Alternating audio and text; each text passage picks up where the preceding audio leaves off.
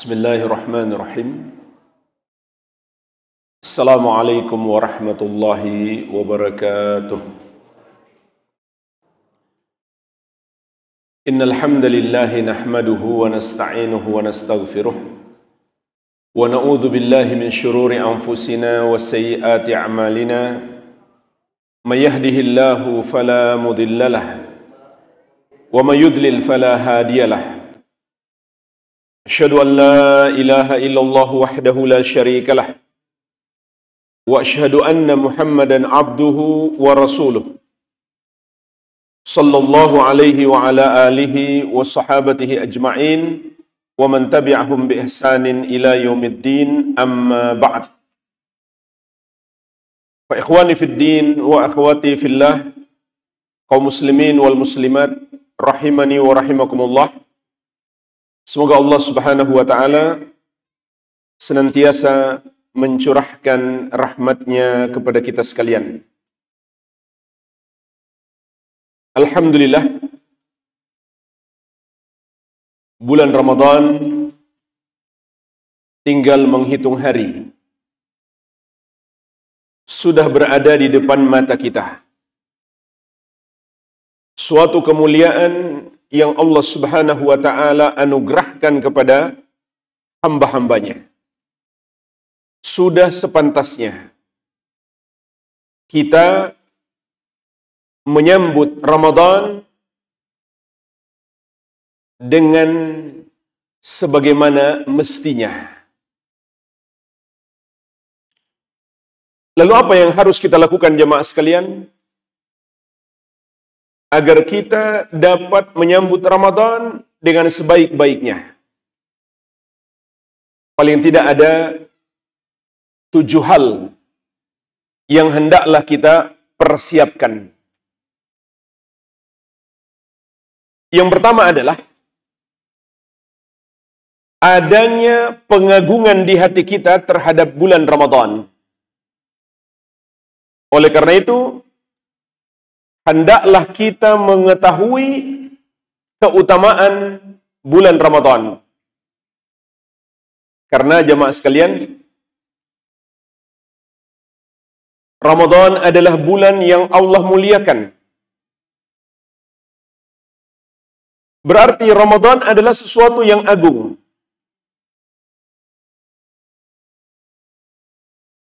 Maka wajib bagi kita untuk mengagungkan bulan Ramadan. Bahkan ini berlaku untuk semua syariat Allah. Dalam surat Al-Hajj ayat ke-32, Allah Subhanahu wa ta'ala berfirman, "Wa may yu'azzim sya'airallah fa innaha min taqwal qulub." Dan barang siapa yang mengagungkan syiar-syiar Allah, maka itu berasal dari ketakwaan hati. Barang siapa yang mengagungkan syiar-syiar Allah, maka itu berasal dari ketakwaan hati. Jadi,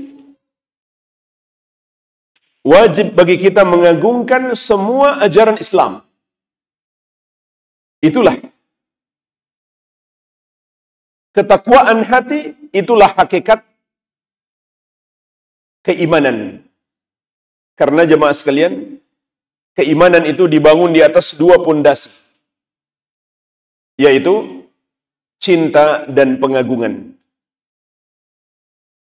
Orang yang beriman dengan syariat Allah berarti dia mencintainya dan mengagungkannya. Orang yang beriman kepada Allah berarti dia mencintai Allah dan mengagungkan Allah. Maka kita juga harus mencintai dan mengagungkan semua syariat Allah Subhanahu wa ta'ala. Oleh karenanya, membenci satu hukum syariat itu dapat membatalkan keislaman. Begitu pula meremehkan satu hukum syariat dapat membatalkan keislaman. Kenapa? Karena membenci itu menghancurkan pokok keimanan, yaitu cinta. Dan meremehkan ataupun melecehkan juga menghancurkan pokok keimanan, yaitu pengagungan. Maka hendaklah setiap syariat Allah Subhanahu wa taala kita cintai dan kita agungkan. Itu pokok keimanan kita terhadap seluruh syariat Allah. Terlebih lagi, suatu bulan yang Allah agungkan, yang Allah muliakan, yang di dalamnya ada syariat-syariat yang Allah muliakan, sudah sepatutnya kita sambut dengan pengagungan dan pemuliaan, disertai cinta kepadanya. Wa may yu'azzim sya'airallah fa innaha min taqwal qulub. Dan barang siapa yang mengagungkan syiar-syiar Allah, maka itu berasal dari ketakwaan hati.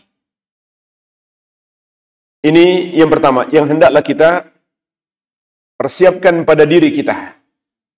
Hendaklah ada pengagungan disertai dengan cinta terhadap seluruh syariat Allah, khususnya bulan Ramadan dengan segenap amal ibadah yang terkandung di dalamnya. Oleh karenanya jemaah sekalian, semakin kita mengetahui keutamaan Ramadan, maka kita akan semakin mengagungkannya. Di antara hadis yang menjelaskan keutamaannya diriwayatkan oleh Imam At-Tirmidzi dan Ibnu Majah dari sahabat yang mulia Abu Hurairah radhiyallahu anhu. Rasulullah sallallahu alaihi wasallam bersabda, "Idza kana awwalu lailatin min syahri Ramadan, suffidatis syayatin wa maradatul jin." Apabila masuk hari pertama bulan Ramadan, maka setan-setan dan para jin yang paling jahat itu dibelenggu. Artinya Allah Subhanahu wa taala menolong kita dari gangguan dan godaan setan, sehingga setan-setan itu dibelenggu. Tapi ingat, mereka hanya dibelenggu, bukan dimatikan. Apakah mereka masih mungkin menggoda kita dalam keadaan dibelenggu? Jawabannya, ya, masih mungkin. Tapi mereka dalam kondisi yang sangat lemah. Apabila mereka dalam kondisi sangat lemah seperti itu, tapi masih berhasil menggoda kita, itu menunjukkan apa? Kita berarti dalam posisi yang lebih lemah daripada mereka, lebih buruk daripada mereka. Dan seakan kita tidak menghargai pertolongan Allah kepada kita dengan mengikat setan-setan tersebut. Lalu kita masih saja berbuat maksiat di bulan Ramadan. Na'udzubillah.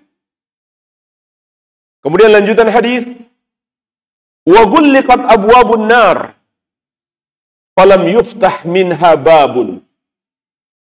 Dan ditutup pintu-pintu neraka, maka tidak ada satupun yang dibuka. Wa futihat abwabul jannah falam yughlaq minha babun. Dan dibuka pintu-pintu surga, maka tidak ada satupun yang ditutup. Dalam hadis yang lain, dibuka pintu-pintu rahmat.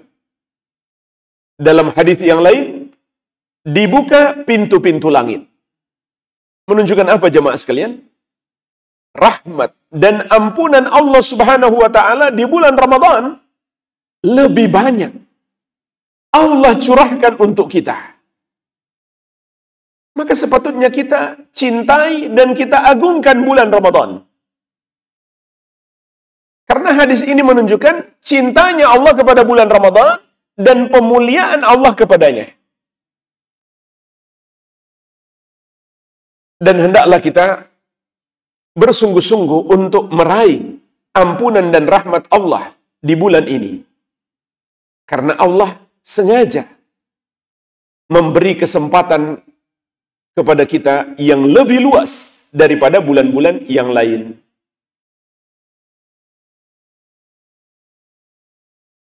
Wa yunadi munadi.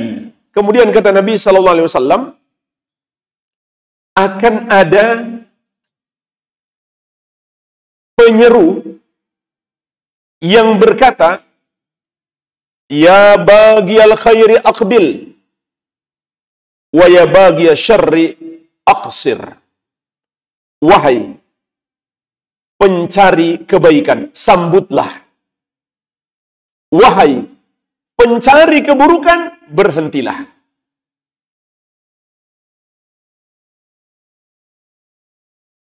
Artinya, kalau kita benar-benar menginginkan kebaikan, inilah saatnya. Kalau kita masih menginginkan keburukan, saatnya juga untuk berhenti. Karena ingatlah jemaah sekalian, di bulan yang mulia, amal soleh dilipat gandakan. Dan juga dosa dilipat gandakan. Maksudnya dosa lebih besar. Kenapa? Karena ketika seseorang berbuat dosa, itu berarti dia tidak memuliakan bulan Ramadan. Seakan dia meremehkan Allah Subhanahu wa ta'ala. Maka dosanya menjadi double. Kalau dia masih minum khamar misalkan di bulan Ramadan, maka dia mendapatkan dosa minum khamar, ditambah dosa dia tidak memuliakan bulan Ramadan. Dia tidak menghormati, tidak mengagungkan, dan seakan dia meremehkan Allah Subhanahu wa ta'ala.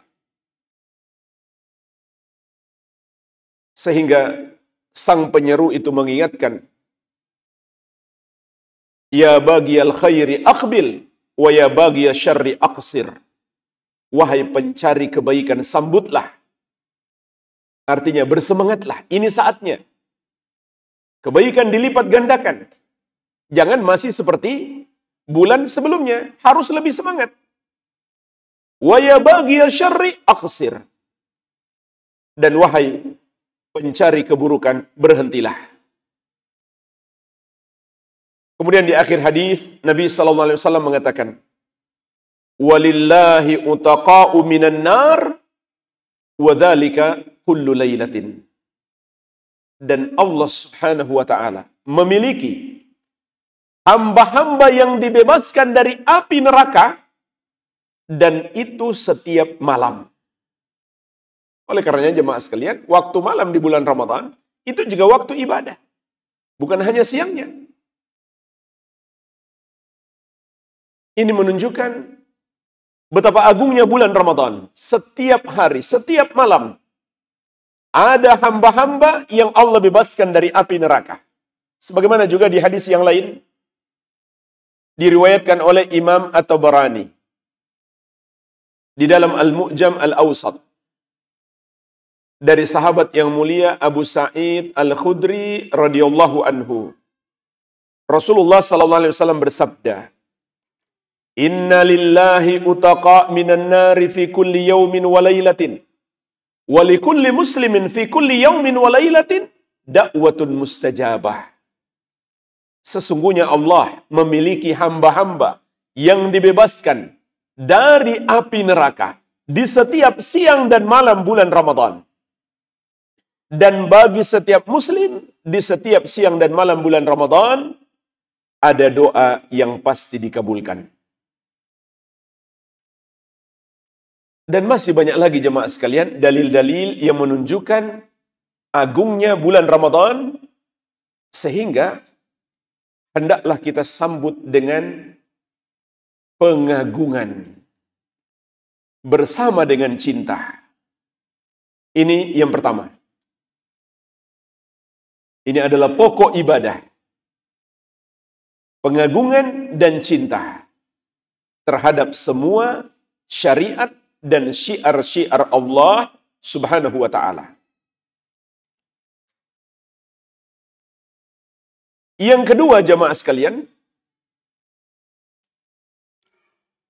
hendaklah kita sambut dengan kegembiraan. Harus kita senang. Karena ada sebagian orang seakan-akan dia mau masuk penjara. Dia tidak senang dengan datangnya bulan Ramadan. Sehingga sampai-sampai jamaah sekalian, ada sebagian orang sampai sehari menjelang Ramadan, betul-betul dia manfaatkan untuk berfoya-foya, bersenang-senang, bahkan bermaksiat. Sampai ada yang ngumpul di sebuah kolam, atau di pinggir pantai, atau di sebuah sungai, untuk mandi-mandi bersama. Laki-laki dan perempuan. Ini hal yang tidak patut bagi seorang muslim. Harusnya kita pandang Ramadan sebagai nikmat besar yang datang kepada kita, yang Allah berikan kepada kita. Bukan untuk mengekang kebebasan kita, tapi untuk sarana pendidikan agar kita menjadi orang yang lebih baik. Agar kita menjadi orang-orang yang bertakwa. Di antaranya dengan ibadah puasa. Allah Subhanahu wa ta'ala memerintahkan kita untuk berpuasa agar kita menjadi orang-orang yang bertakwa. Ya ayyuhalladzina amanu kutiba alaikumus siyam kama kutiba alal ladzina min qablikum la'allakum tattaqun. Wahai orang-orang yang beriman, diwajibkan atas kamu berpuasa sebagaimana telah diwajibkan atas orang-orang sebelum kamu agar kamu bertakwa. Maka dalam puasa ada kenikmatan. Puasa adalah lembaga pendidikan yang akan meluluskan kita menjadi orang-orang yang bertakwa. Dan semua amal ibadah di bulan Ramadan itu dilipat gandakan pahalanya. Sepatutnya kita sambut dengan kegembiraan. Dan ini hukumnya wajib. Menyambut semua amal ibadah dengan penuh kegembiraan adalah wajib. Termasuk bulan Ramadan yang sangat agung. Di dalamnya banyak sekali amal ibadah. Sebagaimana dalam surat Yunus ayat ke-58. Qul bifadlillahi wa rahmatihi fabidzalika falyafrahu huwa khairum mimma yajma'un. Katakanlah, sampaikan kepada manusia wahai Muhammad, dengan karunia Allah dan rahmatnya, hendaklah dengan itu mereka bergembira. Karena karunia Allah dan rahmatnya tersebut lebih baik dari apa yang mereka kumpulkan.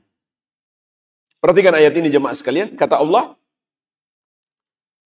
hendaklah kita bergembira dengan karunia dan rahmat Allah. Apa maksud karunia dan rahmat Allah di sini? Semua nikmat ibadah, nikmat hidayah, nikmat peluang-peluang untuk meraih ampunan dan rahmat Allah. Fabidzalika falyafrahu, maka hendaklah dengan itu, kata Allah, mereka bergembira. Kemudian Allah ingatkan juga, huwa khairum mimma yajma'un, itu lebih baik dari apa yang mereka kumpulkan. Artinya, lebih baik dari semua nikmat dunia. Jemaah sekalian, kalau kita bergembira dengan nikmat dunia, mestinya kita lebih bergembira lagi dengan nikmat hidayah, dengan nikmat ibadah, dengan nikmat peluang meraih ampunan yang lebih luas. Jangan sampai ketika kita gajian, apalagi gaji naik, tambah lagi bonus, itu membuat kita lebih senang daripada kita bisa sholat, daripada kita bisa puasa, haji, umroh, zakat. Tidak ada masalah kita bersenang, kita gembira, karena mendapatkan harta yang melimpah. Tapi seharusnya kita lebih senang lagi karena bisa melakukan ibadah. Wajar kalau kita sedih jika kehilangan harta benda kita. Seharusnya kita lebih sedih lagi kalau terlambat sholat berjamaah. Itu musibah yang lebih besar. Jamaah sekalian, jangankan Ramadan dengan segenap ibadah-ibadah yang wajib padanya, ditambah lagi dengan ibadah-ibadah yang sunnah. Rasulullah SAW bersabda sebagaimana dalam hadis yang masyhur, "Rak'ata al-fajri khairun minad dunya wa ma fiha." 2 rakaat solat sunnah sebelum solat subuh itu lebih baik daripada dunia dan isinya. Artinya, nikmat Allah berikan kepada kita hidayah. Kita bisa bangun sebelum subuh. Kita masih sempat melakukan solat sunnah 2 rakaat. Itu lebih baik dibandingkan Allah berikan kepada kita kekayaan dunia seluruhnya.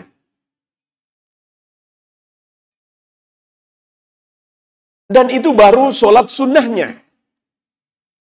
Bagaimana lagi dengan solat-solat wajibnya?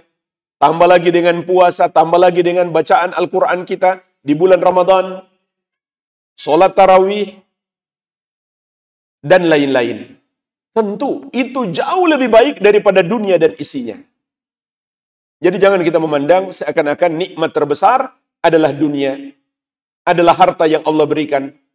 Sehingga kita lebih senang mendapatkan nikmat harta daripada nikmat kesempatan untuk beribadah, meraih ampunan dan rahmat Allah Subhanahu wa taala.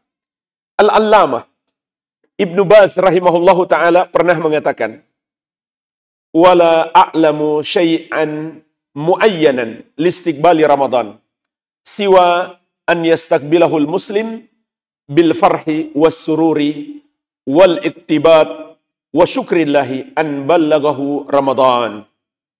Aku tidak mengetahui cara tertentu untuk menyambut Ramadan selain seorang muslim menyambutnya dengan penuh kegembiraan, kebahagiaan, dan rasa senang serta bersyukur apabila Allah Subhanahu wa taala menyampaikannya kepada bulan Ramadan. Wa waffaqahu faja'alahu minal ahya' alladziina yatanafasuna fi salihil amal. Serta Allah memberikan taufik kepadanya, maka Allah menjadikan dia termasuk orang-orang yang masih hidup untuk berlomba-lomba dalam beramal soleh. Fa inna bulugha Ramadan nikmatun azimatun minallahi subhanah. Karena sesungguhnya berjumpanya kita dengan bulan Ramadan adalah nikmat yang agung dari Allah Subhanahu wa taala. Sepatutnya kita sambut dengan penuh kegembiraan. Al-Allamah Abdul Razzaq Al-Badr hafizahullah juga mengatakan, "Fal wajib an nafraha ghayatal farhi wa an nas'ada ghayatas sa'adah bi iqbali hadha asy-syahr al-karim bi khairatihi al-wafirah wa mayyizatihi al-'azimah." Wajib kita bergembira dan berbahagia dengan datangnya bulan yang mulia ini, dengan segenap kebaikannya yang melimpah dan keistimewaannya yang besar. Jadi ini adalah perintah Allah Subhanahu wa taala kepada kita. Sambutlah dengan penuh kegembiraan. Ini yang kedua. Yang ketiga,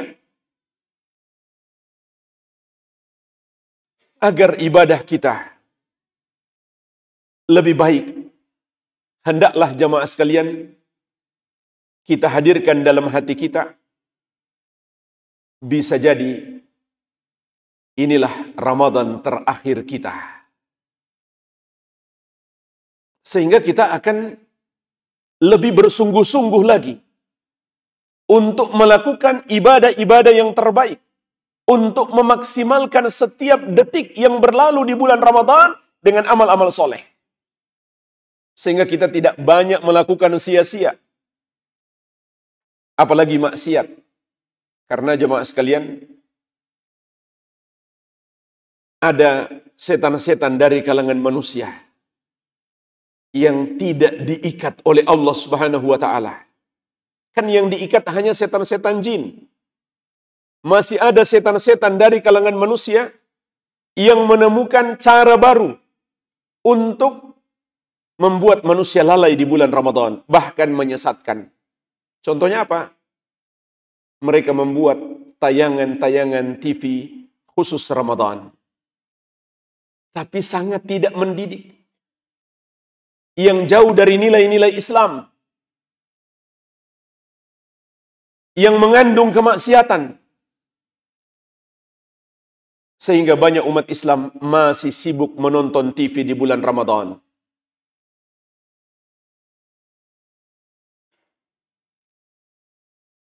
Minimalnya masih ada orang-orang yang melakukan hal yang sia-sia. Bahkan sampai menghabiskan banyak waktu. Contoh, main kartu dari ba'da tarawih sampai sahur. Subhanallah. Waktu yang seharusnya digunakan untuk membaca Al-Quran. Tapi mereka habiskan untuk begadang malam, melakukan hal yang sia-sia, bahkan maksiat. Dan demi bisa main kartu, sholat tarawihnya pun dilakukan dengan cepat. Setelah itu, bukan hal yang penting, cuma ingin main kartu, cuma ingin nonton TV. Padahal, kalau sholat tarawih itu sangat cepat, sampai kehilangan tumakninah, maka sholatnya tidak sah. Karena ada seseorang yang sholatnya sangat cepat, sampai tidak tumakninah, maka Nabi SAW mengatakan kepadanya, "Sholli fa innaka lam tusolli." Sholat lagi, karena kamu belum sholat. Maka jemaah sekalian, cobalah kita hadirkan dalam hati. Ini nikmat Allah yang sangat besar. Dan bisa jadi ini adalah nikmat Ramadan terakhir kita dalam hidup. Mungkin atau tidak, ini Ramadan terakhir kita. Sangat mungkin. Siapa yang tahu umur kita?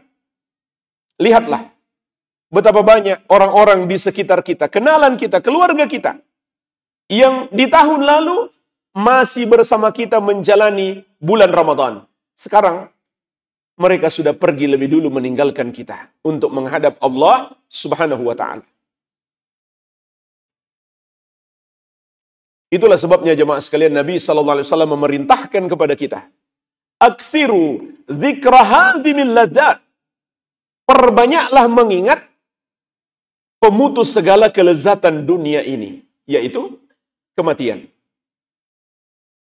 Karena dengan itu akan membuat kita lebih semangat ibadah. Dan Nabi SAW juga mengingatkan kematian itu akan memutuskan semua kelezatan dunia. Artinya, kita jangan terlena dengan kenikmatan dunia ini. Padahal, tidak kita bawa ke alam kubur kita. Kita bawa pun nggak akan bisa menyelamatkan kita. Yang bermanfaat bagi kita hanyalah amal-amal soleh kita. Oleh karenanya ketika Nabi SAW ditanya, "Wa ayyul mu'minina aqyas?" Ya Rasulullah, orang mukmin manakah yang paling cerdas? Apa kata beliau? "Aktsaruhum lil mauti dzikra wa ahsanuhum lima ba'dahu istidadan ulaikal aqyas."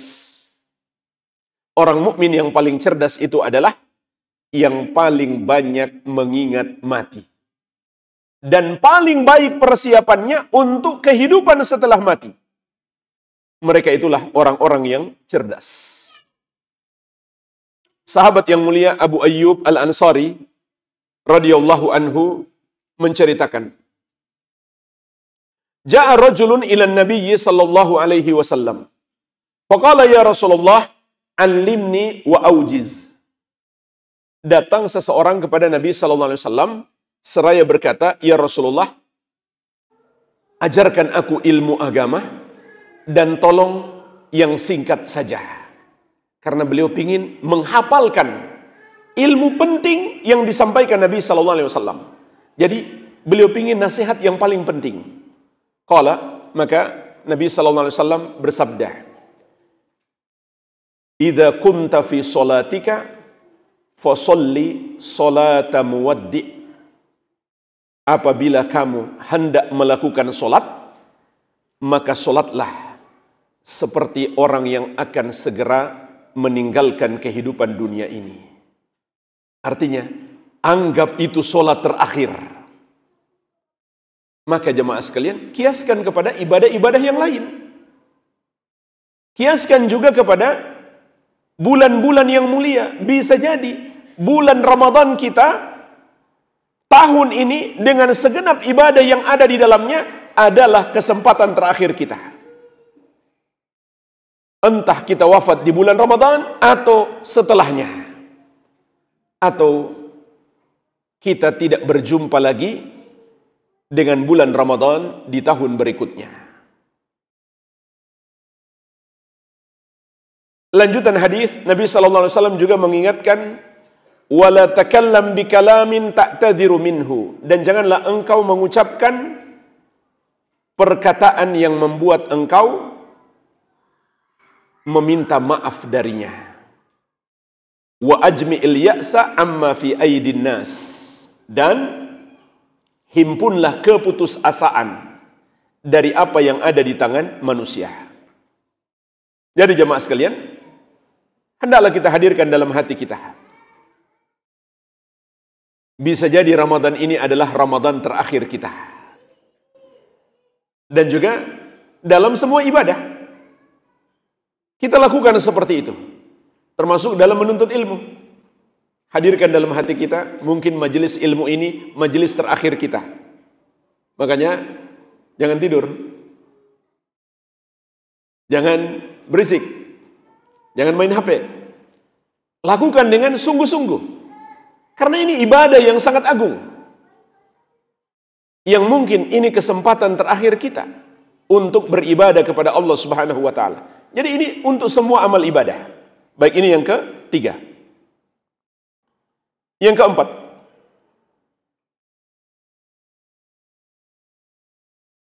hendaklah kita sambut Ramadan dengan taubat dan istighfar. Meskipun jemaah sekalian kita harus paham, bertaubat bukan syariat khusus menghadapi Ramadan atau saat masuk di bulan Ramadan.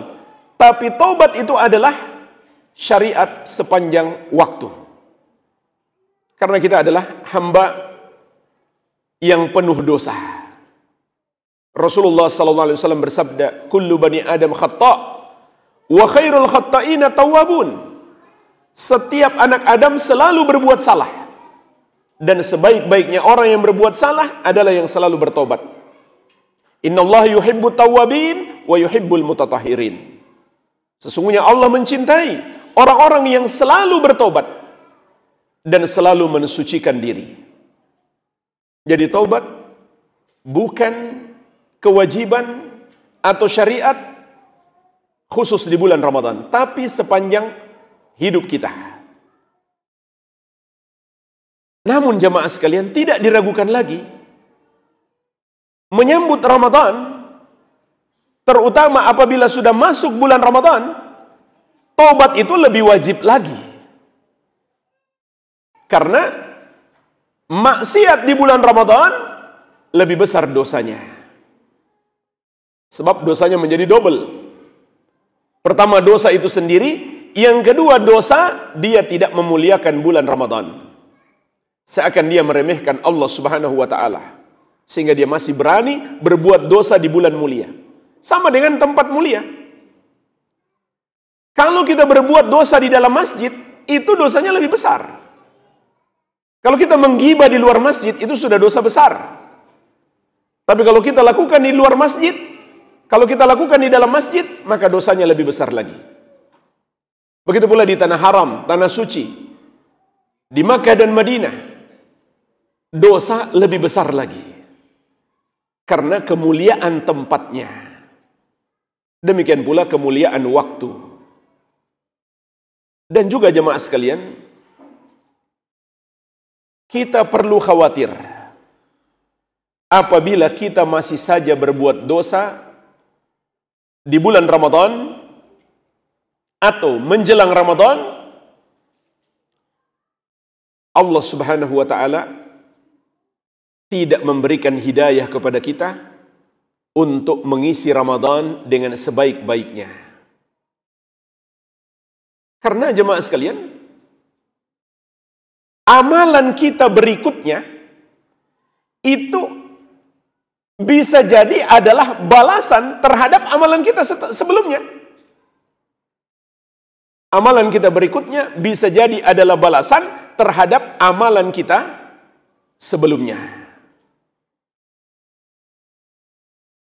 Maka kalau kita sambut Ramadan dengan berbuat dosa, apalagi merasa Ramadan itu sebagai penjara, puas-puasin berbuat dosa sebelum masuk Ramadan, dikhawatirkan justru masuk Ramadan kita nggak dapat hidayah untuk bisa menjalankan perintah Allah dan menjauhi larangannya.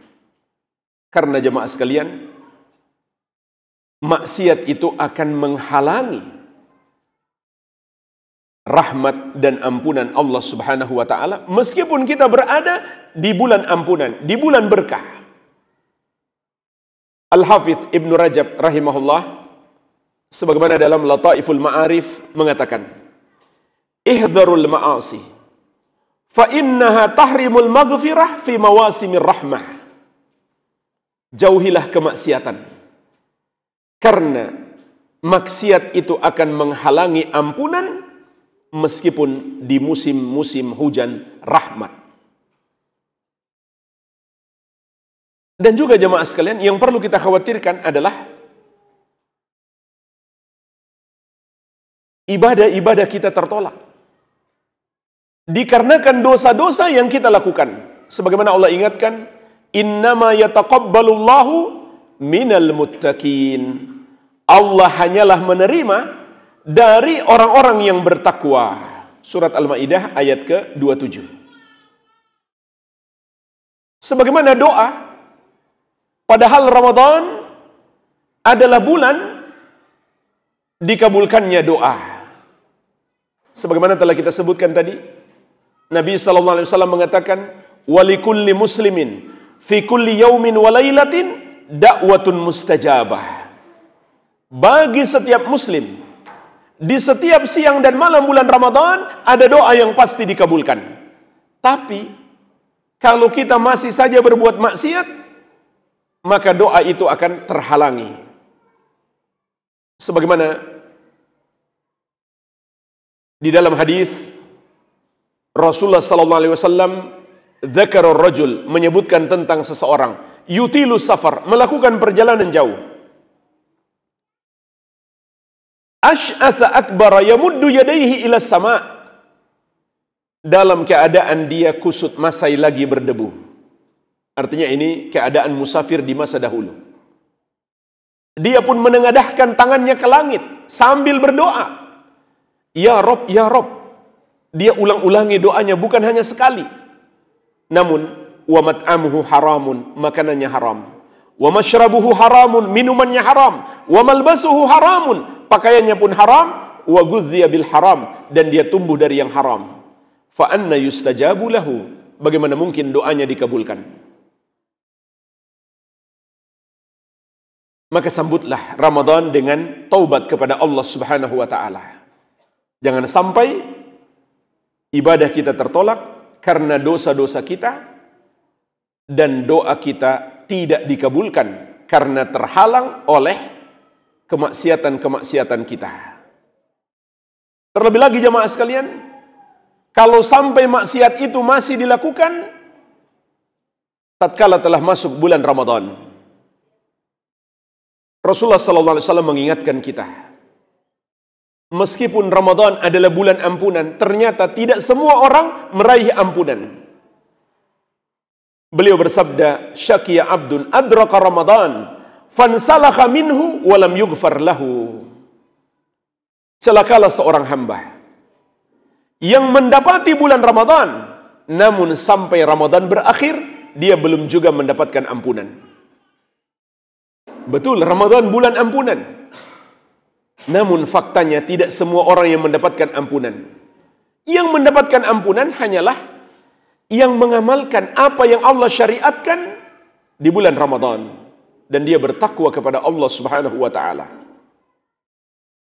Rasulullah SAW juga mengingatkan kita, man lam yada' qawla zur wal amala bihi wal jahlah falaysa lillahi hajah fi an yada'a ta'amahu wa syarabahu.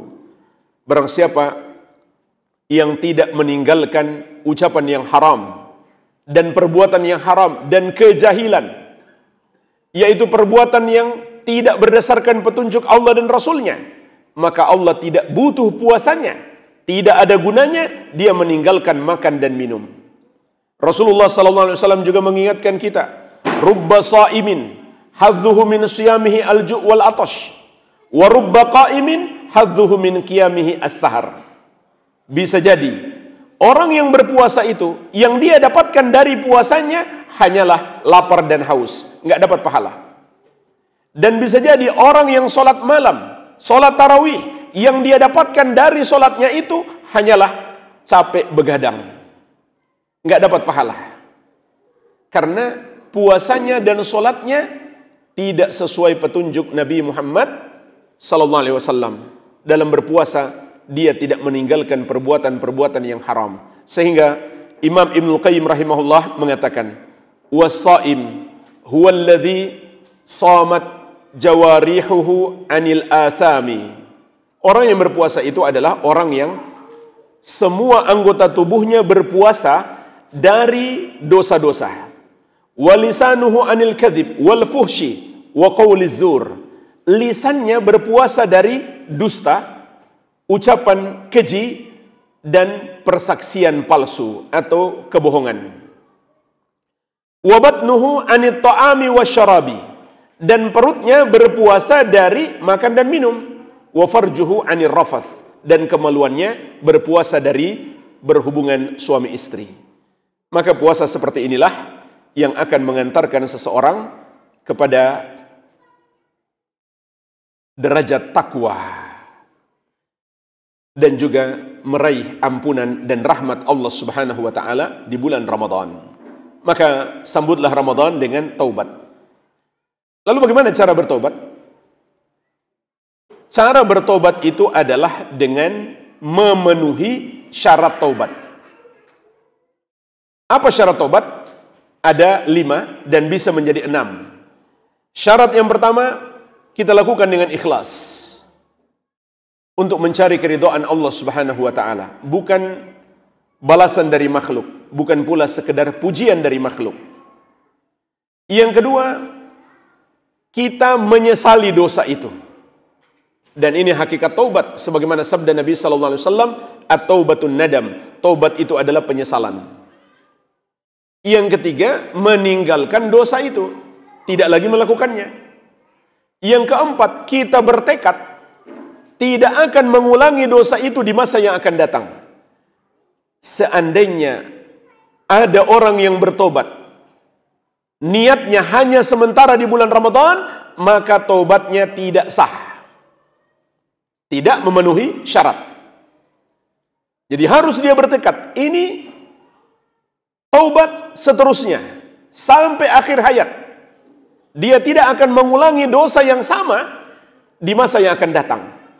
Andai tekadnya seperti itu jamaah sekalian, tapi faktanya di masa yang akan datang dia berbuat maksiat lagi, tobatnya tetap sah. Tobatnya tetap sah. Meskipun di masa depan dia nggak sempat berbuat dosa yang sama, namun dia masih berniat melakukannya, maka tobatnya tidak sah.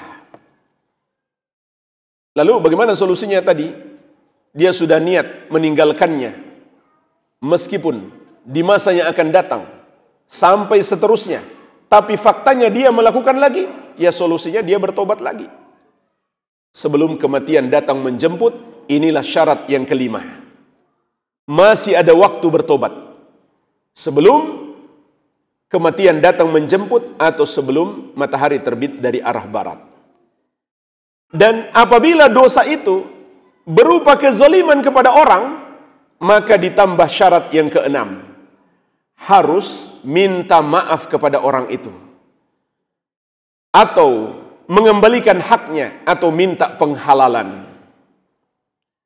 Tapi jemaah sekalian, tidak ada syariat khusus menjelang Ramadan kita maaf-maafan. Apalagi ditunda sampai nanti Idul Fitri saja baru maaf-maafan. Itu adalah syariat sepanjang hidup kita.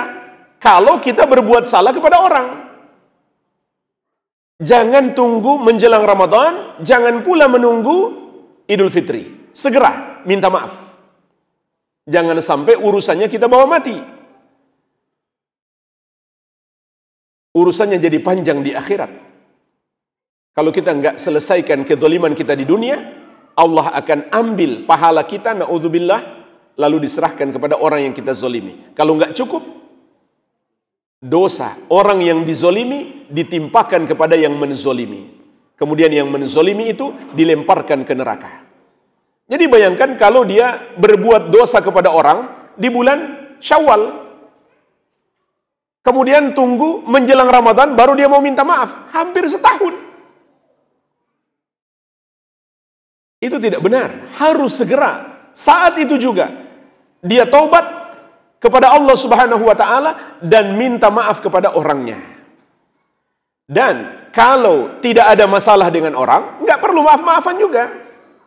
Nggak ada disyariatkan. Rasulullah SAW dan para sahabat menjelang Ramadan bermaaf-maafan. Atau di hari raya Idul Fitri bermaaf-maafan. Bermaaf-maafan itu termasuk syarat taubat. Kalau kita buat salah kepada orang, kalau kita zalim kepada orang. Dan harus segera dilakukan. Jangan tunggu menjelang Ramadan, apalagi tunggu di hari raya Idul Fitri. Berarti lewat 1 bulan Ramadan, dia zalim kepada orang. Inilah jemaah sekalian 6 syarat taubat. Berikutnya, yang keberapa sekarang? Berikutnya yang ke-5. Untuk menyambut Ramadan, sambutlah dengan berdoa kepada Allah Subhanahu wa taala. Bersungguh-sungguh dalam berdoa. Karena jemaah sekalian, yang maha mampu menganugerahkan segala kenikmatan kepada kita hanya Allah. Kita bisa berjumpa dengan Ramadan dan beribadah padanya apabila Allah memberikan pertolongan kepada kita. Dalam surat An-Nur ayat ke-21 Allah Subhanahu wa taala mengingatkan, "Walaula fadlullahi 'alaikum wa rahmatuhu ma zaka minkum min ahadin abada." Kalau bukan karena anugerah dan rahmat Allah kepadamu, tidak seorang pun darimu yang dapat mensucikan diri selama-lamanya. Mensucikan diri itu maknanya menjalankan perintah Allah dan menjauhi larangannya. Rasulullah SAW pernah bersabda, "Laulallah mahtadaina, wala sumna, wala sallaina." Kalau bukan karena Allah, kita tidak dapat hidayah. Tidak pula kita bisa melakukan puasa. Tidak pula bisa kita melakukan sholat. Semua karena pertolongan Allah Subhanahu wa ta'ala. Dan permintaan kepada Allah yang kita butuhkan ada 3. Yang pertama, mohon kepada Allah agar bisa berjumpa dengan bulan Ramadan. Yang kedua, mohon kepada Allah agar kita diberikan hidayah untuk menjalankan perintahnya dan menjauhi larangannya di bulan Ramadan. Dan untuk memaksimalkan waktu kita dengan amal-amal soleh di bulan Ramadan. Dan yang ketiga, agar amal-amal ibadah kita tersebut, baik di Ramadan tahun ini maupun Ramadan sebelumnya, diterima oleh Allah Subhanahu wa ta'ala. Ini doa yang kita butuhkan kepada Allah Subhanahu wa ta'ala.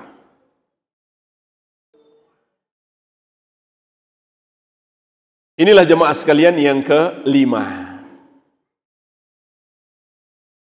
Berikutnya, yang keenam.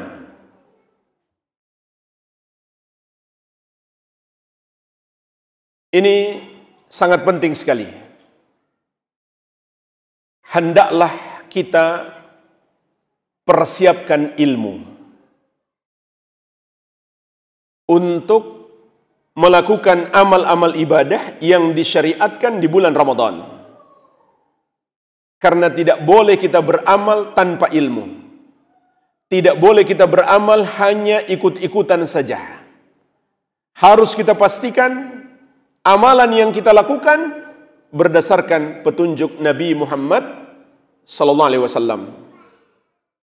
Dalam surat Al-Isra ayat ke-36 Allah Subhanahu wa taala mengingatkan, "Wala taqfu ma laysa laka bihi ilmun. Inna as-sam'a wal basara wal fuada kullu ulaika kana anhu mas'ula." Jangan kamu ikuti, jangan kamu lakukan apa yang kamu tidak punya ilmu tentangnya. Karena sesungguhnya setiap pendengaran, penglihatan dan hati akan dimintai pertanggungjawaban oleh Allah Subhanahu wa taala.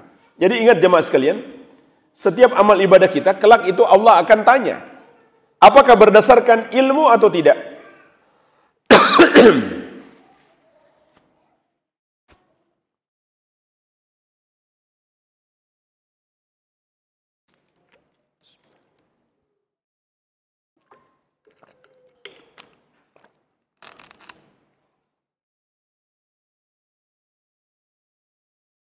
Ayat yang mulia ini mengingatkan kita,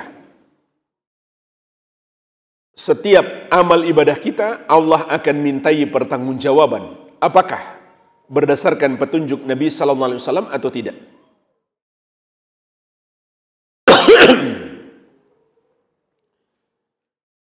Oleh karenanya jemaah sekalian, Rasulullah sallallahu alaihi wasallam mengingatkan kita, "Man ahdatsa fi amrina hadza ma laysa minhu fahuwa raddun." Barang siapa mengada-adakan,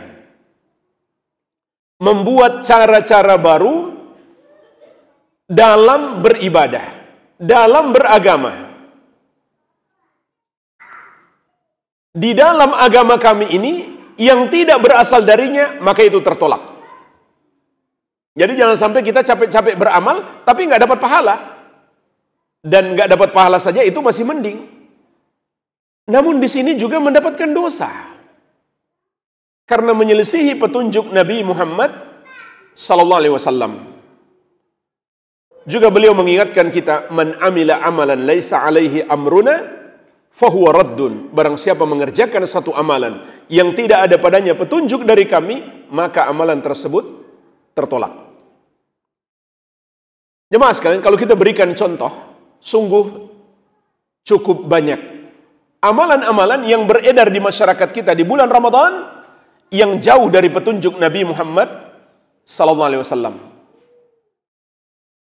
Seperti yang saya sebutkan tadi, salat tarawih dengan sangat cepat sampai kehilangan tumakninah. Padahal tumakninah itu rukun salat.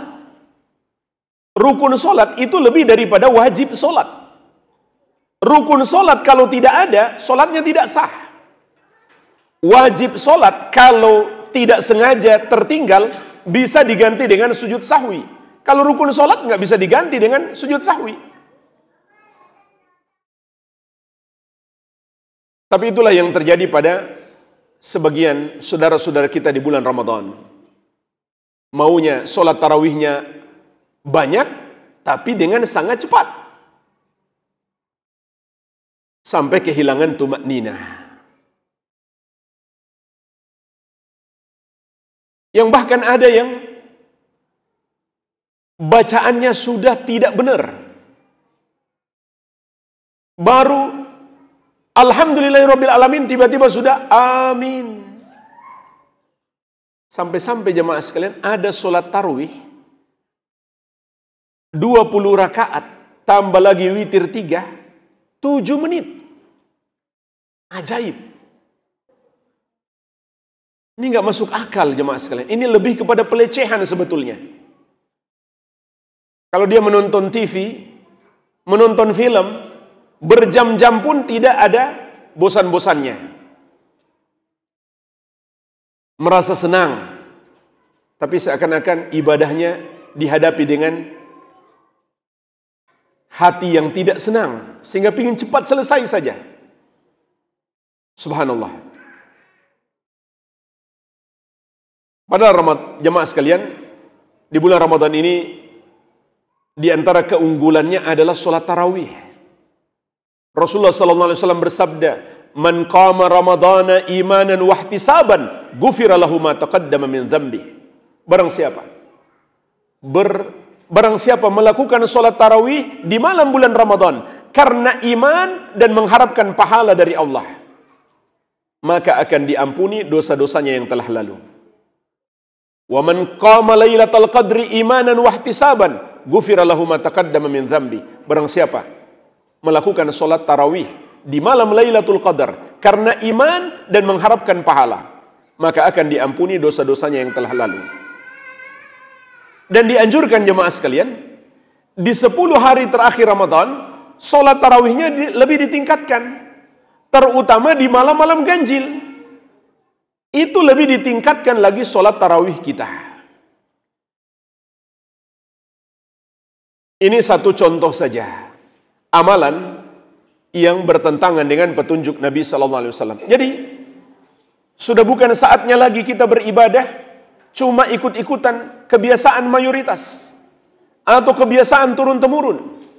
Harus kita pastikan ibadah kita sesuai petunjuk Nabi Muhammad Sallallahu Alaihi Wasallam. Kalau begitu jemaah sekalian, kita harus persiapkan ilmunya. Ini banyak yang perlu kita pelajari. Ada banyak bab dalam Kitabus Syiyam. Ada banyak bab di dalamnya. Bab tentang sunnah-sunnah puasa, wajib-wajib puasa, rukun-rukun puasa, syarat-syarat puasa, dan lain-lain. Pembatal-pembatal puasa. Belum lagi bab tentang sholat tarawih. Begitu pula tentang iktikaf. Kemudian zakat fitri. Kemudian terakhir, sunnah-sunnah di hari raya. Banyak yang perlu kita pelajari kembali. Yang mungkin karena sudah berlalu setahun yang lalu, banyak yang kita lupa. Karena nggak mungkin kita dapat pahala yang melimpah kalau yang kita amalkan tidak sesuai petunjuk Nabi Sallallahu Alaihi Wasallam. Dan menuntut ilmu itu sendiri adalah ibadah yang sangat agung. Belum sampai kita amalkan, saat kita belajar fikih tentang ibadah-ibadah di bulan Ramadan, itu sudah merupakan ibadah yang sangat agung. Dan ketika kita belajar, lalu kita hadirkan niat untuk mengamalkan, itu juga pahala tersendiri. Ini juga perlu kita hadirkan. Saat kita mengetahui suatu ilmu, kita hadirkan dalam hati kita niat untuk mengamalkannya. Maka kita sudah dapat pahala. Rasulullah SAW bersabda, "Man hamma bihasanatin falam ya'malha kutibat lahu hasanah." Barang siapa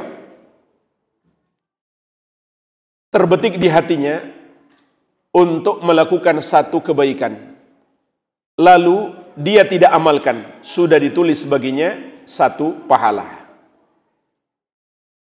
Jadi jemaah sekalian, ini pentingnya niat. Maka dengan kita belajar, kita pun niatkan apa yang sudah kita ketahui ilmunya akan kita amalkan. Maka kita sudah dapat pahala tersendiri.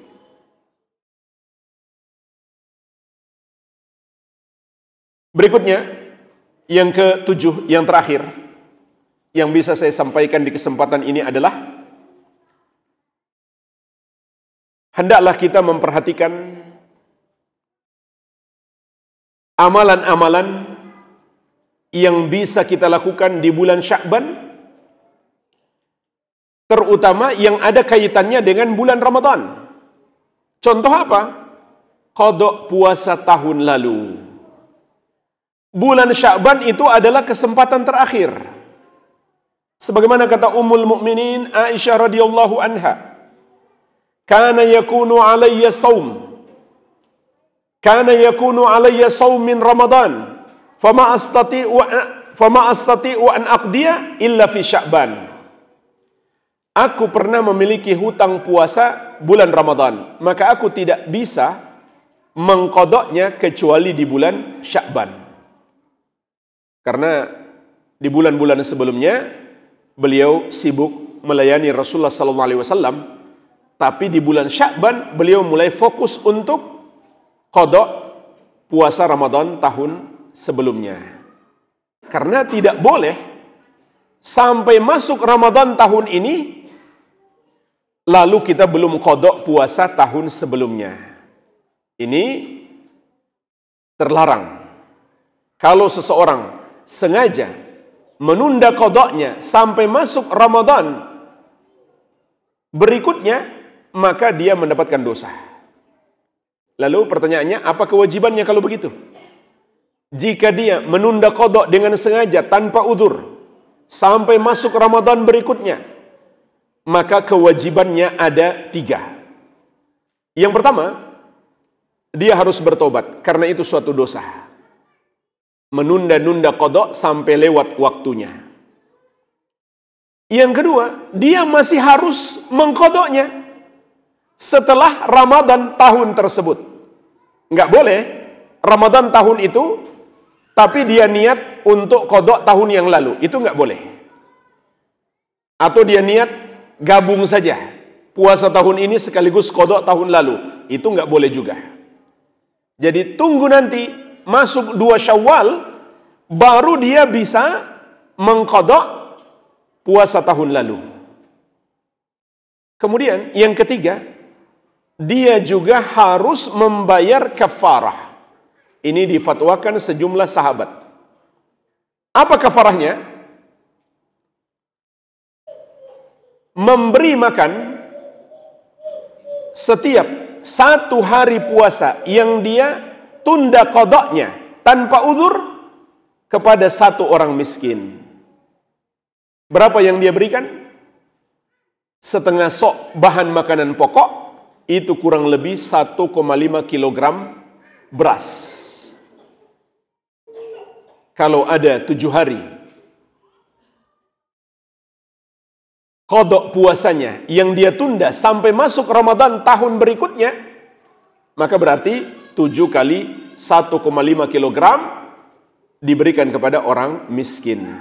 Kecuali dia menunda qadanya karena ada uzur, maka dia tidak berdosa sehingga dia tidak perlu membayar kafarah. Cukup baginya mengqada puasanya. Dan qada puasanya pun harinya tetap sama, tidak menjadi 2 kali lipat.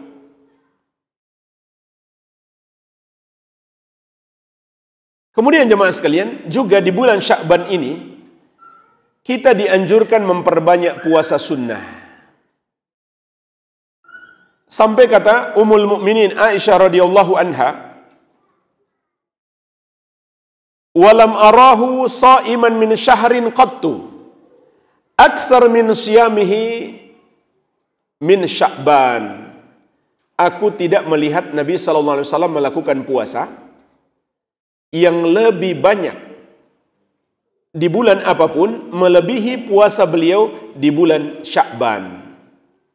Kana yasumu Sya'ban kullahu. Nabi sallallahu alaihi wasallam pernah berpuasa Sya'ban seluruhnya. Kana yasumu Sya'ban illa qalila. Pernah beliau berpuasa Sya'ban pada mayoritas waktunya, kecuali sedikit saja beliau tidak berpuasa. Jadi dianjurkan di bulan Sya'ban memperbanyak puasa sunnah. Bagi yang sudah tidak punya hutang, qada puasa wajib. Dan ini juga ada hikmahnya. Hikmah yang pertama, untuk persiapan puasa di bulan Ramadan. Sehingga kita sudah terbiasa berpuasa karena kita sudah berpuasa sunnah di bulan Sya'ban.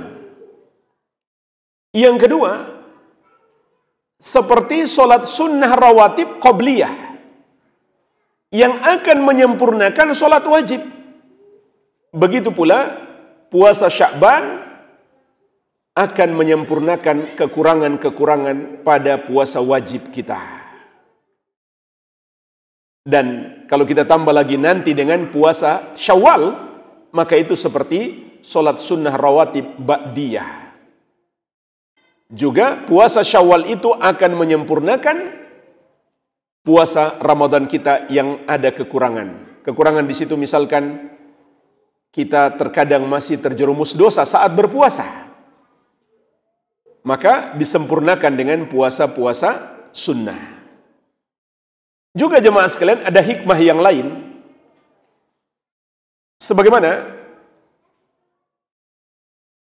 dikabarkan oleh sahabat yang mulia Usama bin Zaid radhiyallahu ta'ala anhuma. Qultu ya Rasulullah, lam araka tasumu min syahrin minasyuhur ma tasumu min Sya'ban. Aku pernah bertanya, wahai Rasulullah, aku tidak melihatmu berpuasa yang lebih banyak daripada bulan Sya'ban. Qala, maka Nabi sallallahu alaihi wasallam menjawab, dzalika syahrun yaghfulun nas anhu baina Rajab wa Ramadan. Karena bulan Sya'ban itu adalah bulan yang banyak manusia lalai darinya. Terletak antara Rajab dan Ramadan. Artinya jemaah sekalian, karena banyak orang memperbanyak ibadah di bulan Rajab, dan itu bagus karena bulan Rajab adalah bulan haram. Kemudian dia mempersiapkan diri untuk memperbanyak ibadah di bulan Ramadan, sehingga Sya'ban terlupakan. Bahkan juga di sini kata para ulama ada sunnah yang berlaku umum. Kapan kita melihat orang-orang banyak lalai, dianjurkan kita lebih fokus ibadah. Seperti di hari-hari libur, di hari-hari orang-orang bersenang-senang. Bahkan di hari-hari itu tidak sedikit yang terjerumus maksiat.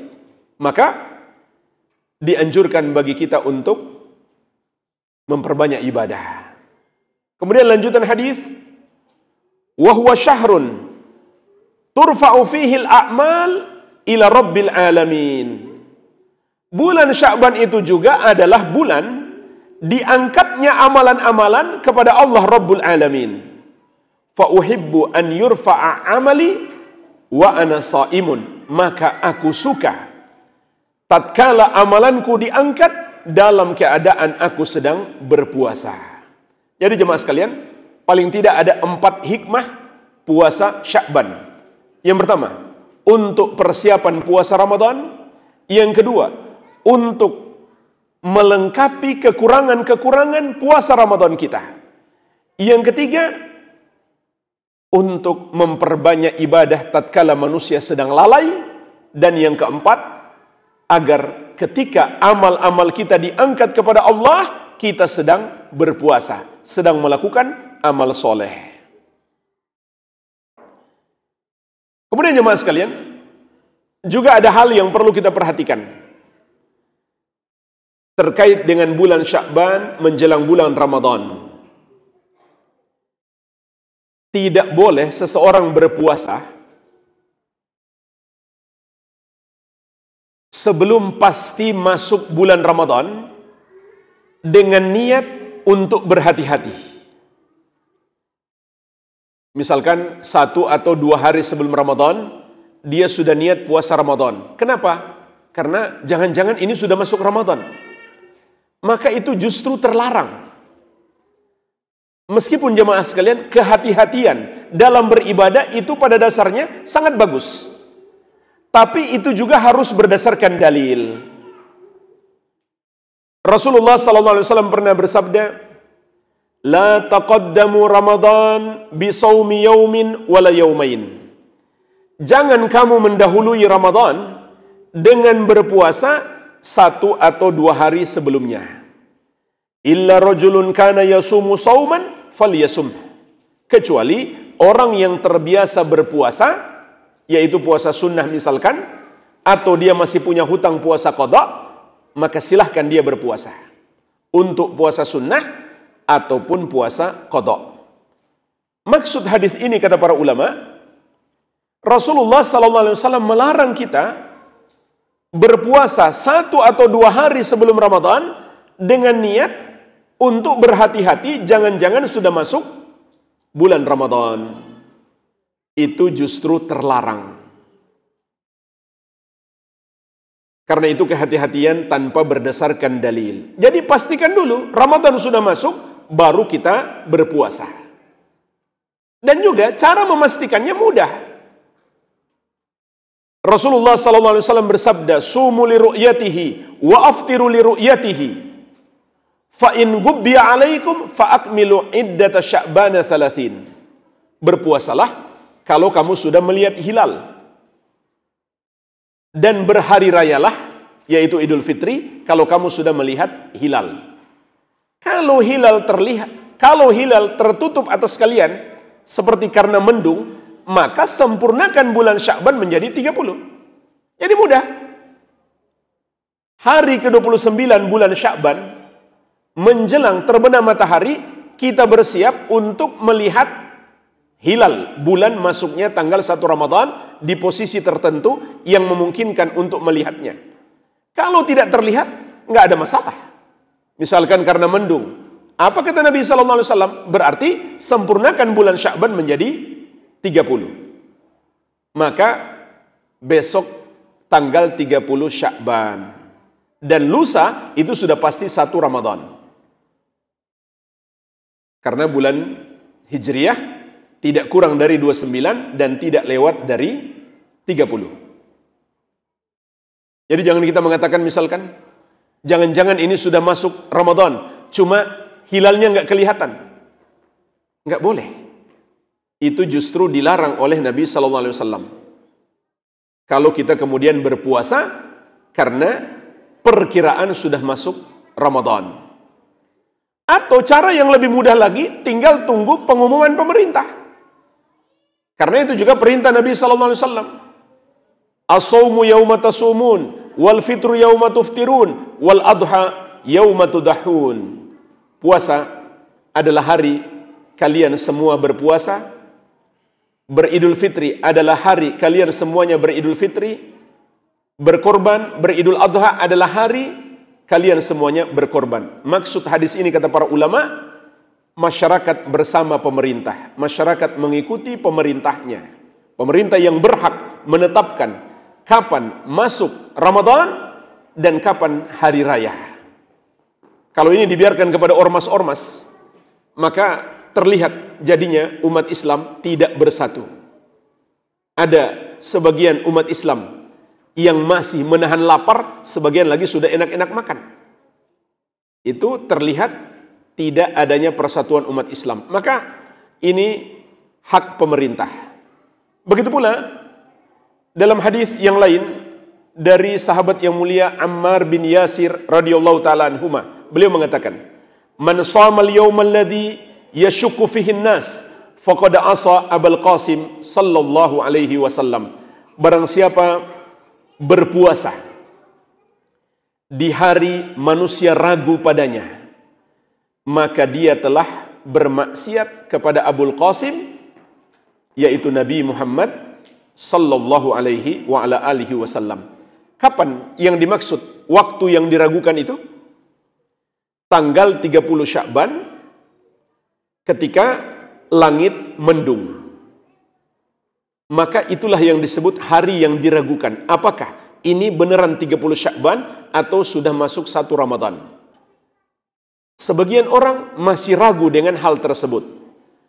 Lalu kemudian ada orang yang berpuasa, maka kata sahabat Ammar bin Yasir radhiyallahu anhuma, dia berarti bermaksiat menyelisihi ajaran Nabi Muhammad sallallahu alaihi wasallam. Karena yang Nabi sallallahu alaihi wasallam perintahkan, jika hilal tidak terlihat, sempurnakan bulan Sya'ban menjadi 30. Jadi nggak usah khawatir. Berarti besok masih tanggal 30 Sya'ban. maka berpuasa 1 Ramadan adalah lusanya. Kecuali jemaah sekalian, orang yang terbiasa puasa sunnah, bertepatan dengan 1 atau 2 hari menjelang Ramadan, maka tidak mengapa, dia niat puasa sunnah. Atau yang masih punya hutang qada puasa. Jadi yang dilarang di sini adalah dia niat puasa Ramadan untuk kehati-hatian, jangan sampai sudah masuk bulan Ramadan. Dan ini juga dilakukan oleh orang-orang Syiah. Orang-orang Syiah itu sok berhati-hati dalam beragama. Seakan-akan itu bagi mereka lebih takwa. Padahal lebih takwa itu bukan diukur pada hal itu saja, tapi diukur pada ittiba kepada Nabi Muhammad sallallahu alaihi wasallam. Sampai mereka ketika masuk waktu berbuka pun mereka tunda-tunda. Sampai langit sudah gelap, sudah muncul bintang-bintang, baru mereka berbuka. Dengan alasan apa? Sama, untuk berhati-hati. Maka ini adalah cara berhati-hati yang menyelisihi petunjuk Nabi sallallahu alaihi wasallam. Bahkan beliau bersabda, "La yazalun nasu bi khairin ma ajjalul fitr." Manusia akan selalu berada dalam kebaikan selama mereka menyegerakan berbuka puasa. Jadi Nabi sallallahu alaihi wasallam memberi petunjuk kepada kita, apabila sudah masuk waktu maghrib, segera berbuka puasa, jangan ditunda-tunda. Inilah jemaah sekalian beberapa hal yang perlu kita siapkan dan masih bisa kita amalkan di bulan Sya'ban untuk menyambut bulan Ramadan. Semoga yang sedikit ini bermanfaat. Wabillahi at-taufiq. Ada pertanyaan? Saya persilakan. Assalamualaikum warahmatullahi wabarakatuh. Ada 12 pertanyaan, Ustaz. 12 pertanyaan. 12. Satu-satu aja. Pertanyaan pertama, Assalamualaikum Ustaz. 2 rakaat sebelum subuh itu waktu pengerjaannya Waalaikumsalam. Ustaz? Apakah sebelum azan? Kalau terlambat 20 menit dari azan subuh, apakah masih bisa sholat sunat subuh? Jadi pertanyaannya, kapan waktu sholat? 2 rakaat sebelum subuh itu waktu pengerjaannya kapan, Ustaz? Baik.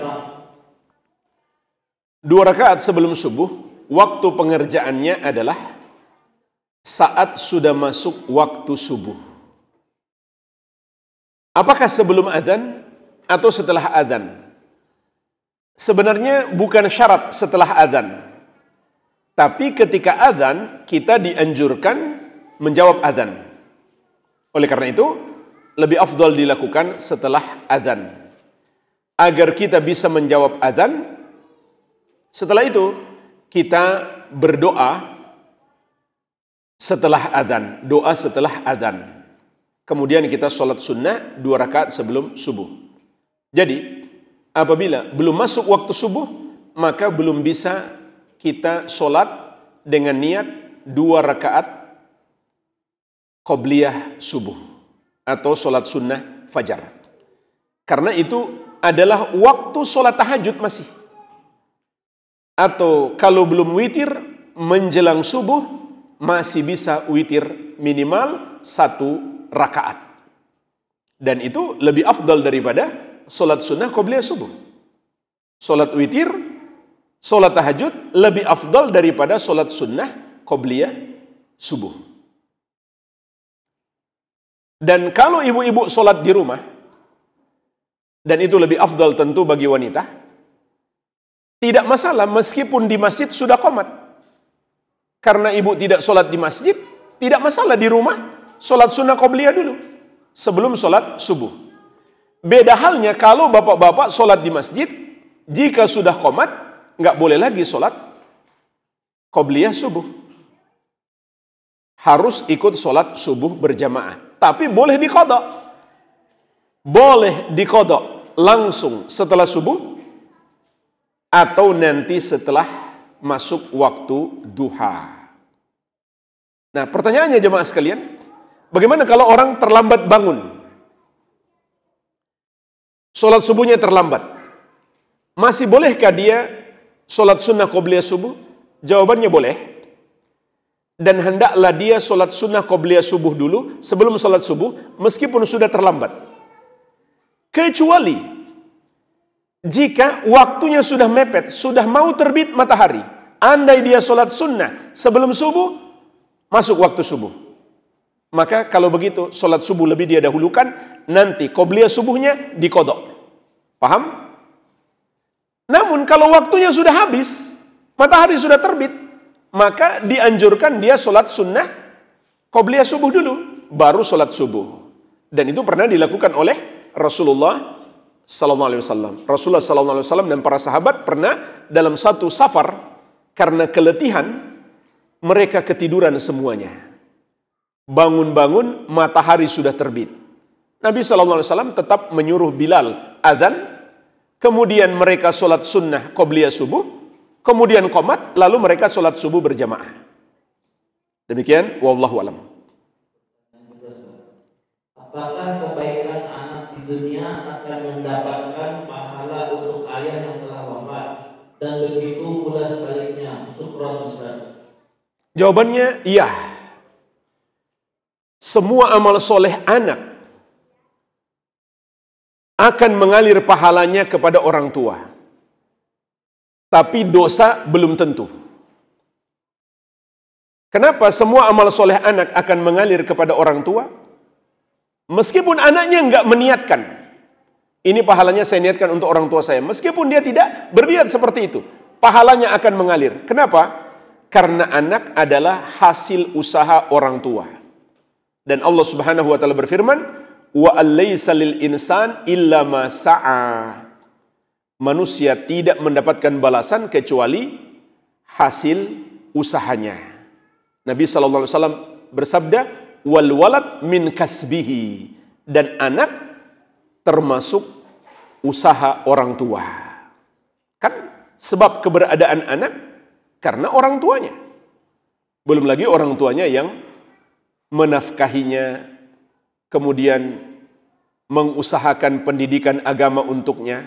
Itu pahalanya lebih besar lagi. Apalagi kalau orang tuanya sendiri yang mengajari kebaikan itu. Meskipun bukan orang tuanya sendiri yang mengajari kebaikan itu, tetap pahalanya mengalir kepada orang tuanya. Namun, kalau orang tuanya yang mengajari, tentu pahalanya lebih besar lagi. Lalu bagaimana dengan dosa? Tergantung. Kalau orang tuanya yang mengajarkan dosa itu atau mencontohkannya, kemudian anak mengikutinya, melakukannya, maka dosanya mengalir. Atau orang tuanya tidak memberikan pendidikan agama yang seharusnya, maka dosanya mengalir. Karena orang tua adalah penyebab anaknya tersesat. Tapi kalau orang tuanya sudah mengajari dia, namun dianya yang bandel, nggak mau dengar, maka dalam hal ini orang tuanya tidak berdosa. Sebagaimana Nabi Nuh alaihissalam, beliau telah melakukan pendidikan, beliau telah memberikan pendidikan dan pengajaran yang terbaik kepada anaknya. Tapi anaknya yang nggak mau beriman, tentu beliau tidak berdosa. Dan ini masuk di dalam hadis Nabi sallallahu alaihi wasallam, "Man da'a ila hudan kana lahu minal ajri mithlu ujuri man tabi'ahu la yanqusu dzalika min ujurihim syai'a." Barang siapa mengajak kepada hidayah, mengajarkan satu kebaikan, maka dia akan mendapatkan pahala orang-orang yang mengikutinya tanpa mengurangi pahala mereka sedikit pun. Jadi, kalau kebaikan itu orang tua yang mengajarkan, maka pahalanya lebih besar. Kalaupun tidak, tetap dapat pahala. Wa man da'a ila dhalalatin kana 'alaihi minal itsmi mithlu athami man tabi'ahu la yanqusu dzalika min athamihim syai'a. Dan barang siapa mengajak kepada kesesatan, mengajarkan keburukan, mencontohkan kejelekan, maka dia akan mendapatkan dosa para pengikutnya tanpa mengurangi dosa-dosa mereka sedikit pun. Demikian, wallahu alam. Ustaz, doa berbuka puasa yang sahih yang mana? Zahaba zoma'um atau Allahumma laka suktu, atau boleh diamalkan Permasalahan ini ada silang pendapat ulama. Apakah ada doa yang sahih untuk berbuka puasa secara khusus? Pendapat yang kami anggap lebih kuat adalah tidak ada lafaz yang sahih. Semua hadis tentang ini ada kelemahan. Namun secara umum dianjurkan kita memperbanyak doa. Seperti hadis yang telah saya sebutkan tadi. Walikulli muslimin fi kulli yaumin wa lailatin da'watun mustajabah. Bagi setiap muslim di setiap siang dan malam bulan Ramadan ada doa yang pasti dikabulkan. Rasulullah sallallahu alaihi wasallam juga bersabda, "Thalathu da'awatin la turad." Ada 3 doa yang tidak akan ditolak. Da'watul walid, wa da'watul sha'im, wa da'watul musafir. Doa orang tua untuk anak, doanya orang yang berpuasa, dan doanya musafir. Maka menjelang berbuka berarti dia masih puasa. Dianjurkan dia banyak berdoa. Namun doanya bebas, doanya umum. Mau berdoa apa saja silahkan, wallahu a'lam. Yang jelas jangan lupa doa makan. Banyak orang yang saking semangatnya sudah lupa baca bismillah. Fadal. Ustaz, tips mengajarkan puasa ke anak kecil 7 tahun agar mereka tidak merasa terpaksa dan senang menyambut Ramadan. Jazakallahu khairan. Metode yang dilakukan para sahabat Nabi sallallahu alaihi wasallam adalah diberikan mainan yang membuat mereka kemudian lupa dengan rasa lapar. Intinya adalah dialihkan perhatiannya kepada apa yang dia senangi. Tapi ingat tentunya permainannya tidak boleh mengandung maksiat. Apalagi kalau permainan itu mengandung pendidikan, tentu sangat bagus. Wallahu alam. Yang jelas kalau kelihatan dia sudah benar-benar gak mampu, ya jangan dipaksakan. Tapi kalau dia masih mampu dengan cara kita alihkan perhatian supaya dia tidak ingat lagi dengan makanan, maka itu sangat bagus. Wallahu alam. Ustaz, di bulan Ramadan mana yang lebih afdal, memperbanyak membaca atau khatam Al-Quran atau mentadaburi Al-Quran? Yang paling afdal mentadaburi Al-Quran. Karena mentadaburi Al-Quran itu dengannya kita kemudian bisa memahami maknanya. Setelah kita pahami bisa kita amalkan. Itu belajar Al-Quran yang paling tinggi tingkatannya. Namun ini tidak perlu dipertentangkan. Di samping kita mentadaburi Al-Quran, kita juga membaca Al-Quran. Dan kita usahakan di bulan Ramadan lebih banyak membaca Al-Quran, minimalnya 1 kali khatam. Kalau bisa 2 kali lebih afdal lagi. Bisa 3 kali lebih afdal lagi. Bisa 4 kali lebih afdal lagi. Jadi ini jangan dipertentangkan, tapi diberikan bagian waktu masing-masing dan hendaklah ada target untuk bisa mengkhatamkan Al-Quran sebanyak-banyaknya. Wallahu a'lam. Assalamualaikum. Sebagian besar keluarga muslim pada saat Hari Raya Idul Fitri masih ada yang menjalankan sungkeman ke orang yang lebih tua. Hal-hal seperti itu apakah ada dalilnya, Ustaz? Kalau dikhususkan di Hari Raya Idul Fitri, ya tidak ada dalilnya. Maksudnya sekedar jabat tangan kan? Berjabat tangan ya kapan saja saat kita ketemu. Kalau dikhususkan pada Idul Fitri saja, maka itu jelas tidak ada dalilnya dan ini menyerupai syariat. Sehingga itu bisa membuka pintu kepada perbuatan bid'ah di dalam agama. Dan juga ingat, berjabat tangan di sini tidak boleh yang tidak punya hubungan mahram. Karena ini masih banyak orang yang melanggar. Padahal Nabi SAW memberi peringatan keras. La an yut'ana fi ra'si ahadikum bimikhyatin min hadid khairun lahu min an yamassa imra'atan la tahillulah.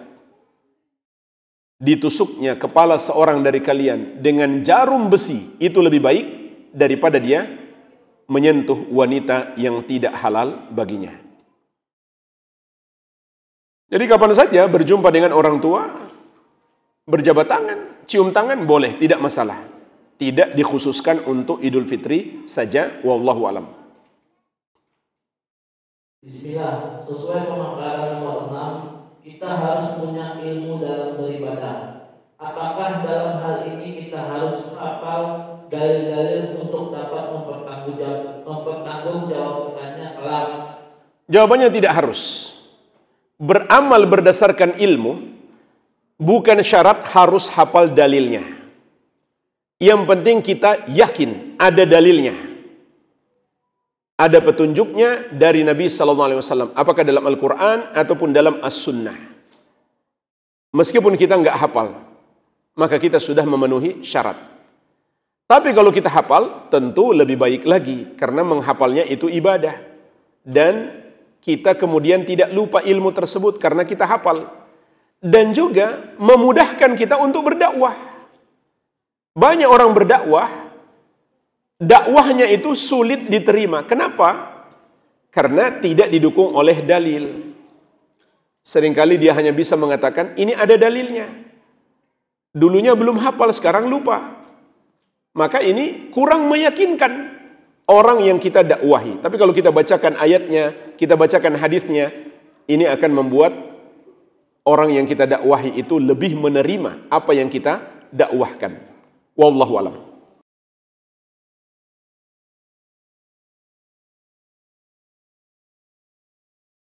Ustaz, beredar di masyarakat ketika menyerahkan zakat fitri, kita ada selamat seperti akad kepada panitia zakat dan membaca doa. Apakah ada tuntunannya? Jawabannya tidak ada tuntunannya harus dengan berjabat tangan atau seperti akad. Tidak ada. Tapi mendoakan dari amil zakat kepada orang yang berzakat itu ada hadisnya. Nabi SAW pernah mendoakan sahabat agar Allah mencurahkan salawat kepada mereka yang membayarkan zakat. Akan tetapi tidak harus sambil berjabat tangan atau seperti mengucapkan akad. Itu tidak harus, tidak ada petunjuk dari Nabi SAW. Dan juga di antara dalil doa untuk orang yang berzakat dari amil zakat. Firman Allah Subhanahu wa taala, "Khudh min amwalihim sadaqatan tutahhiruhum wa tuzakkihim biha wa shalli 'alaihim inna salataka sakanun lahum." Ambillah zakat dari mereka wahai Muhammad. Ini perintah Allah kepada amil zakat, yaitu pemerintah. Ambillah zakat dari mereka wahai Muhammad, yang dengannya engkau mensucikan dan membersihkan mereka. Dan bersolawatlah atas mereka, yaitu doakan mereka. Karena solawatmu, doamu adalah ketenangan bagi mereka, kebahagiaan bagi mereka. Maka Nabi SAW pun mendoakan orang yang menyerahkan zakat. Wallahu a'lam. Salat tarawih, akhwat sulit untuk membuat saf salat rapat, satu orang satu senjata, jadi longgar. Saya berusaha mengajak untuk rapat, tapi tetap longgar. Gimana menasihatinya, Ustaz? Ya, sampaikan hadisnya. Cara menasihati yang paling bagus adalah sampaikan hadisnya. Hadis tentang kewajiban meluruskan shaf, hadis tentang kewajiban merapatkan shaf. Begitu pula hadis tentang bahaya kalau shaf tidak rapat, kalau shaf bolong-bolong. itu nanti akan dimasuki oleh setan sehingga mengganggu kekhusyukan kita sholat. Barangkali demikian, wallahu alam. Bismillah. Bagaimana penghitungan fidyah buat ibu hamil dan ibu menyusui? Apa harus diganti puasa juga? Lalu bagaimana hukumnya orang miskin? Dia bayar fitrah, tapi dia sebenarnya dia nggak mampu. Fidyah untuk ibu hamil dan menyusui adalah permasalahan yang diperselisihkan ulama. Sebagian berpendapat cukup bayar fidyah saja untuk mengganti puasa yang tidak mereka lakukan. Sebagian berpendapat bayar fidyah ditambah dengan qada. Sebagian berpendapat cukup qada saja tanpa fidyah. Pendapat yang dikuatkan oleh Imam Ibn Baz rahimahullah adalah cukup qada saja tanpa fidyah. Kenapa? Karena minimalnya dua sebab. Yang pertama, kalau kita kiaskan wanita hamil dan menyusui itu dengan orang sakit, maka orang sakit itu ada dua macam. Sakit yang sudah sulit diharapkan kesembuhannya, maka kewajibannya adalah fidyah, bukan qada. Yang kedua, sakit yang masih diharapkan kesembuhannya, maka kewajibannya adalah qada. Jadi, kalau wanita hamil dan menyusui dikiaskan kepada orang sakit, lebih tepat orang sakit yang mana? Yang masih diharapkan kesembuhannya atau sudah nggak diharapkan kesembuhannya? Tentu yang masih diharapkan kesembuhannya. Kita tidak mengatakan dia akan hamil dan menyusui terus sampai mati. Enggak kan? Berarti masih diharapkan kesembuhannya, sehingga kewajibannya adalah qada. Begitu pula yang kedua, ada hadis Nabi SAW mengatakan, Inna Allaha wada'a syatra salati anil musafir wasawma anil hubla wal murdi atau kama qala alaihi salatu wassalam. Sesungguhnya Allah meringankan separuh solat dari musafir, ditambah puasa dari musafir, wanita hamil dan menyusui. Berarti dalam hadis ini wanita hamil dan menyusui diserupakan dengan musafir. Musafir, apabila dia tidak berpuasa, apa kewajibannya? Qada atau fidyah? Qada, bukan fidyah. Berarti wanita hamil dan menyusui juga harus bayar qada, bukan bayar fidyah. Harus qada, bukan bayar fidyah.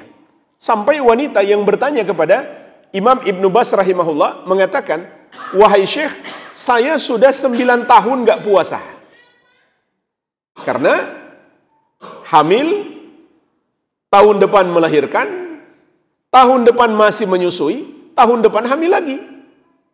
Sampai 9 tahun. Kata Syekh, cukup bagimu qada. Dan gak usah merasa berat, karena boleh dicicil. Sesuai dengan kemampuan. Dan andai masih menyusui, namun kemungkinan bisa qada, maka qada lah. Tapi di pertengahan, di tengah hari misalkan, kondisi tidak memungkinkan, tubuh menjadi lemah atau berpengaruh pada anak, maka boleh berbuka. Tapi kalau berbukanya nggak sampai maghrib, berarti 1 hari itu belum dihitung sebagai qada, karena nggak ada qada setengah hari. Jadi ini pendapat yang lebih kuat insyaallah ta'ala. Yang membayar fidyah itu hanya 2. Pertama, orang tua yang sudah tidak sanggup berpuasa karena sudah lemah tubuhnya. Yang kedua, orang sakit yang sudah diharapkan yang sudah sulit diharapkan kesembuhannya. Bagaimana cara membayar fidyah? Ada 2 cara. Yang pertama, memberi makan kepada orang miskin setiap 1 hari puasa yang ditinggalkan adalah setengah sok bahan makanan pokok, yaitu kurang lebih 1,5 kilogram beras. Andai kita tambah dengan lauk, tentu lebih afdol. Namun yang wajib adalah bahan makanan pokoknya. Kalau 30 hari, berarti tinggal kita kalikan 30. Menjadi 45 kilogram. Lalu kita berikan kepada orang miskin. Dan tidak harus kepada 30 orang miskin. Boleh kita berikan hanya kepada 10 orang. Atau kurang atau lebih daripada itu. Beda dengan kafarah. Seperti kafarah berhubungan suami istri di siang hari bulan Ramadan. Harus membebaskan budak. Kalau tidak sanggup, berpuasa 2 bulan berturut-turut. Kalau tidak sanggup, memberi makan 60 orang miskin, dan 60 itu harus 60. Nggak boleh kurang. Tapi kalau untuk fidyah, tidak harus 30 orang miskin. Baik, ini cara yang pertama. Cara yang kedua, dengan makanan yang sudah siap makan. Maka, siapkan 1 porsi, lengkap dengan lauknya. Untuk sekali makan sampai kenyang.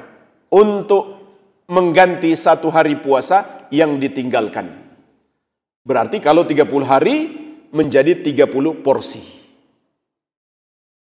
Ini pernah juga dilakukan oleh Anas bin Malik radhiyallahu anhu. Di awal Ramadan, beliau tidak sanggup lagi berpuasa karena sudah tua, maka di malam hari beliau membuat jamuan untuk 30 orang. Makan sampai kenyang. Inilah 2 cara membayar fidyah. Wallahu alam. Izin bertanya Ustaz, apa sebaiknya kita pilih mengikuti kajian atau membaca Al-Quran di bulan Ramadan? Itu nggak perlu dipertentangkan. Dua-duanya bisa dilakukan. Tapi kajian jangan terlalu banyak. 1 atau 2 kali sehari itu sudah bagus. Sehingga waktu membaca Al-Quran juga banyak. Jadi nggak perlu dipertentangkan. Dua-duanya kita lakukan. Terlebih lagi kalau misalkan kajian berkaitan dengan hukum-hukum di bulan Ramadan. Atau iktikaf, atau zakat, atau Idul Fitri. Ilmu yang sangat kita butuhkan. Wallahu a'lam. Bagaimana tata cara puasa sunnah di bulan Sya'ban? Apakah Senin Kamis dan juga Ayyamul Bid atau apakah diperbolehkan di hari-hari lain? Di semua hari. Di semua hari, tidak masalah. Kalau kita niat khusus untuk Senin Kamis juga boleh, Ayyamul Bid juga boleh, tapi tidak terbatas itu. Di semua hari dengan niat puasa Sya'ban. Tadi sudah kita sebutkan hadisnya. Kata Aisyah radhiyallahu anha, Nabi SAW berpuasa Sya'ban seluruhnya. Begitu pula Sya'ban sebagian besarnya. Hanya sedikit hari yang beliau tidak puasa. Wallahu alam. Pada saat menjelang Idul Fitri, sebagian masyarakat mudik menjadi musafir. Apakah ada keringanan untuk tidak berpuasa Ramadan atau jika kuat tetap puasa? Musafir boleh berbuka puasa. Meskipun dia kuat, dia boleh berbuka puasa. Tapi, apakah lebih afdal dia tetap berpuasa? Jawabannya tergantung ke kondisinya. Kalau dia kuat berpuasa, tidak merasa berat, lebih afdal dia puasa. Namun dia boleh berbuka kalau dia mau. Namun, jika dia merasa berat untuk berpuasa, lebih afdal dia berbuka. Dan kalau puasa membahayakan, wajib dia berbuka. Demikian, wallahu alam. Apa makanan yang dianjurkan oleh Rasul saat buka dan sahur? Apakah betul berbuka dengan yang manis? Tidak betul. Yang betul adalah korma. Rasulullah SAW bersabda, "Ni'ma sahurul mu'min at-tamar." Sebaik-baiknya sahur seorang yang beriman adalah korma. Anas bin Malik radhiyallahu anhu mengatakan, kana Rasulullah sallallahu alaihi wasallam yuftiru ala rutabat. Nabi sallallahu alaihi wasallam berbuka dengan memakan korma muda. Wa in lam takun fa'ala tamarat. Kalau tidak ada korma muda, maka korma matang. Wa in lam takun hasawatin min ma'in. Kalau tidak ada korma, maka beliau minum beberapa teguk air. Bukan beliau cari kue yang manis-manis, tidak. Beliau minum air kalau tidak ada korma. Setelah itu baru mau makan apa saja, tidak ada masalah. Tapi hendaklah makanan awal korma, yang afdal korma muda. Kalau tidak ada korma matang, kalau tidak ada juga maka minum air, yaitu air putih, bukan kopi, bukan teh, tapi air putih. Setelah itu mau makan minum apa saja tidak masalah. Wallahu a'lam. Pertanyaan terakhir, Ustaz.